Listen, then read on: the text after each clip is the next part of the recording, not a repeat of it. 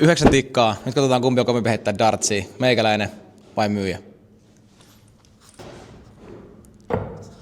20. 20. 20. 60. Joo, taso on vähän kovempi kuin viimeksi oli Aapolla ja kuvaajalla, mutta kyllä tästä. 12, 20 ja 1. 33. 1. 20. 20. Hetkinen, onko? 41, juu. Jännittää. 9, 18. Tupla 18, okei. Osaaks laskea? Toi on 45. Anteeksi.